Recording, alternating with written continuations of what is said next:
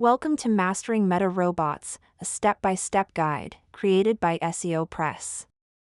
In this series, we'll guide you through the process of managing meta robots with SEOPress, allowing you to easily customize SEO settings for posts, taxonomies, and your entire WordPress site.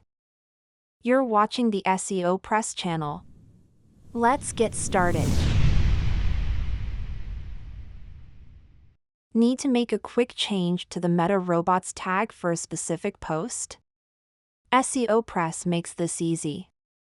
In this video, we'll show you how to edit Meta Robots settings for individual posts directly from your WordPress admin. Just hover over a post, click Quick Edit, and check Noindex to exclude that specific post from search engine results, or Nofollow to stop search engines from following links on that post. You can also choose any other relevant option, and then click Update. Easy as that. With SEOPress, making quick, targeted adjustments to your Meta Robots tags is fast and simple, giving you flexibility when you need it.